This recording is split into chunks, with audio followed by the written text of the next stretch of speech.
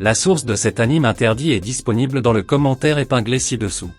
Gardez un œil ouvert si vous ne savez pas où regarder cet anime interdit, car Google est la solution. Toutes les sorties de cette récapitulation ont été supervisées et réglementées par les autorités compétentes. L'histoire commence avec un garçon nommé Ryu qui rentre chez lui après une longue période.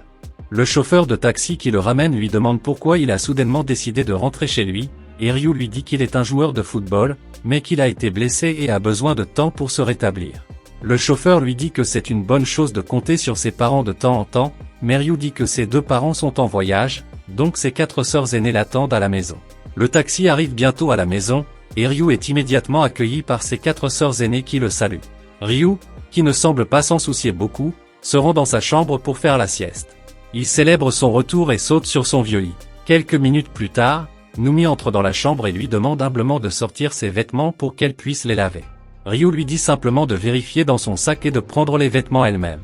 Étonnamment, elle ne se fâche pas contre son comportement arrogant, car c'est une gentille sœur aînée.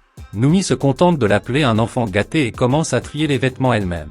Elle découvre soudainement des magazines interdits et des lettres de jeunes filles fans qui expriment ouvertement leur désir de recevoir un coaching de football privé de Ryu. Numi le confronte immédiatement et lui demande pourquoi il possède de telles choses, mais Ryu nie la propriété des magazines et des lettres. Numi décide qu'elle en a assez de son attitude capricieuse et convoque une réunion de famille. Lors de la réunion de famille, Mio, qui semble être la plus franche, demande une explication à Ryu sur le fait qu'il possède de tels documents de coaching. Uran, assise à proximité, leur dit que ces raisons sont évidentes avec un sourire narquois. Ryu continue de nier la propriété de la contrebande trouvée dans son sac, ce qui agace Mio. Quand Ryu en a assez des reproches de ses sœurs, il attrape la main de Mio et la repousse. Ryu sort et va dans sa chambre, ce qui choque Mio. Le lendemain, Ryu se cache sous sa couverture et refuse de sortir pour éviter ses sœurs aînées. Après avoir attendu quelques heures, il décide qu'elles sont toutes parties à l'école ou au travail.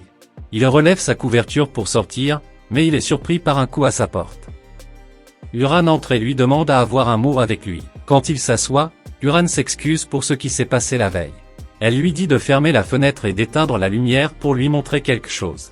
Ryu est hésitant, mais il décide d'obéir à sa grande sœur. Quand la pièce est beaucoup plus sombre, Uran lui saute soudainement dessus et le fait tomber. Elle lui montre ses atouts et lui demande s'il aime ce qu'il voit. Il se demande pourquoi elle lui pose soudainement une question aussi étrange alors qu'elle lui avait seulement promis de lui montrer un moyen secret de dissiper les accusations.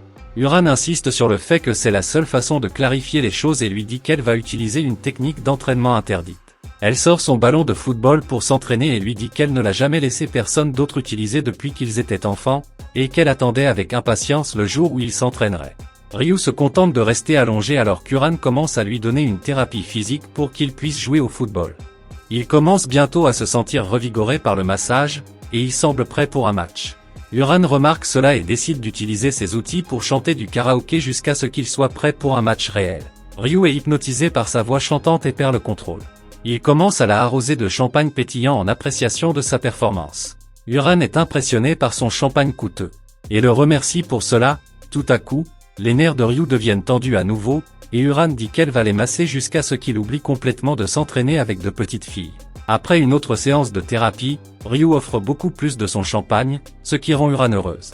Ryu décide de prendre une pause de la séance d'entraînement intense, tandis qu'Uran compte tout l'argent blanc. Ryu, qui se sent soudain comme s'il avait été utilisé, crie qu'il n'est la propriété de personne. Uran est choqué qu'il puisse dire quelque chose comme ça, car elle avait consacré son temps à l'aider. Plus tard, Mio se promène dans le quartier rouge, où se rassemblent les hommes les moins recommandables. Ils admirent son équipement d'entraînement et rêvent d'avoir une séance d'entraînement avec elle. Elle les ignore et s'en va parce qu'ils ont l'air d'amateurs en football. Elle rencontre Ryu et lui demande ce qu'il fait là dehors, avec l'air d'avoir combattu un tigre, mais il ne dit pas grand-chose. Elle décide de l'emmener dans un restaurant à proximité pour lui acheter une boisson afin qu'il reprenne des forces et se calme.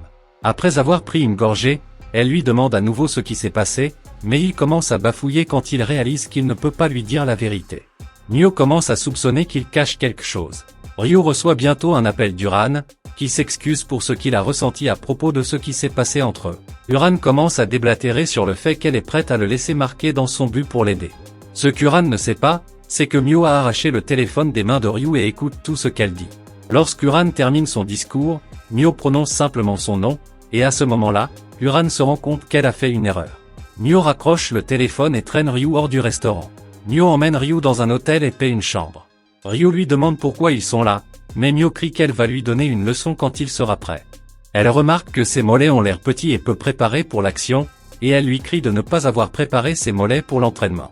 Ryu explique qu'il est hors de forme parce qu'il n'est pas à l'aise de jouer au football avec sa sœur aînée. Elle demande pourquoi il n'a pas demandé son aide plutôt qu'à Uran. Mio se met alors en position, car elle est très passionnée par l'idée de l'aider à s'améliorer, et la vue de sa dévotion prépare les mollets de Ryu à l'action. Mio donne à Ryu un massage corporel complet pour le préparer à un match. Elle lui fait savoir que c'est la première fois qu'elle le fait et qu'elle s'est entraînée seule sur le terrain en préparation pour la finale avec lui. Lorsque Ryu entend cela, il demande si elle a toujours désiré s'entraîner avec lui pendant de nombreuses années, et Mio se met à pleurer. Elle avoue qu'elle a toujours rêvé de jouer au football avec lui et qu'elle ne peut plus contenir sa honte. Elle lui dit qu'elle est une personne terrible et qu'il est autorisé à la détester. Ryu lui fait savoir qu'il l'aime vraiment aussi, même si son amour pour elle est uniquement spirituel. Mio n'entend pas la dernière partie de la déclaration et entend seulement la partie où il dit qu'il l'aime. Elle devient super excitée et propose qu'il passe à l'étape suivante. Contrairement à Uran, elle va droit au but et essaie de mettre le ballon dans le but dès la première mi-temps. Lorsqu'il remarque que Mio est beaucoup trop excité, il manque délibérément la cible, mais le fait assez bien pour satisfaire Mio. Après un entraînement intense, Ryu envoie le ballon hors du terrain, mais Mio continue à applaudir sa performance. Elle lui dit qu'ils auront plus de matchs en demi-finale et qu'il pourra certainement marquer un but à ce moment-là. Lorsqu'ils sortent de l'hôtel, ils rencontrent Uran, qui devient immédiatement furieuse et les confronte à ce sujet. Ce passage décrit les événements qui se déroulent à l'établissement où Ryu et ses sœurs, Uran et Mio, se sont rendus. Ryu commence à bégayer et essaie d'expliquer que ce n'est pas ce que ça semble être. Mio, qui n'en a cure, leur fait savoir qu'ils sont allés pour une séance d'entraînement. Uran se calme soudainement et décide que la seule façon de régler le problème est d'avoir un match en duel contre Mio, où la gagnante aura le droit de jouer avec Ryu en finale. Mio soutient l'idée, et il décide de rentrer à la maison pour élaborer une stratégie. Une fois à la maison, Ryu se cache dans sa chambre pour éviter de rencontrer l'une de ses sœurs. Bientôt, Uran et Mio entrent dans la pièce habillées en tenue de football complète. Il leur demande pourquoi elles sont habillées de cette façon, et elles lui disent qu'elles sont là pour montrer leurs compétences en dribble pour qu'ils puissent choisir une adversaire digne. Uran et Mio se mettent au travail et commencent à masser ses mollets sans son consentement. Il essaie de protester, mais échoue car il est submergé par leurs compétences. Les deux dames décident de laisser Ryu marquer dans leur but, puisqu'elles ont passé toute la journée à dribbler. Ryu perçoit leurs intentions et décide qu'il doit utiliser sa technique manuelle pour les satisfaire. Il utilise ses mains sur le ballon et le lance dans le but, bien que ce soit contre les règles puisqu'il n'est pas un gardien de but. Les dames semblent apprécier, et bien qu'elles protestent que c'est contre les règles d'utiliser ses mains, elles commencent à trop apprécier. Après que les dames soient totalement épuisées, elles restent immobiles en attendant l'équipe médicale. Soudain, Ryu remarque que ses mollets sont devenus trop tendus à force de lancer le ballon, alors il décide d'arrêter de se retenir. Il frappe immédiatement le ballon dans le but d'Uran. Après avoir marqué plusieurs fois avec Uran, il en marque encore avec Mio après un match intense. Il donne aux dames de l'argent liquide en récompense pour leur performance exceptionnelle, et ils vont tous se reposer. Un peu plus tard, Uran revient dans la chambre de Ryu habillée en écolière.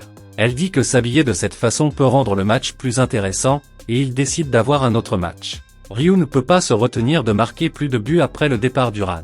Ensuite, Mio entre habillée en lapin, disant que s'habiller de cette façon peut rendre le match plus intéressant. La tenue excite Ryu, qui marque plusieurs buts. Ensuite, Uran se présente en tenue de pom-pom girl, mais cette pom-pom girl ne reste pas sur la touche, elle participe au match et marque quelques buts. Après que Ryu pense avoir tout vu, Mio arrive habillée en policière et le réprimande pour avoir marqué des buts de manière incorrecte, lui faisant faire les choses correctement. Plus tard, Uran et Mio reviennent pour jouer un match à 3 équipes, une première. Le match se déroule bien, et finalement, Ryu donne le reste de son argent liquide aux 2 équipes. Les dames demandent immédiatement une revanche pour déterminer le vainqueur, mais Ryu déclare faillite. Il appelle l'équipe médicale pour qu'elle vienne le chercher sur une civière, mais les équipes adverses le ligotent au poteau de but jusqu'à ce qu'un vainqueur soit choisi. La vidéo se termine par une invitation à s'abonner à la chaîne et à activer les notifications.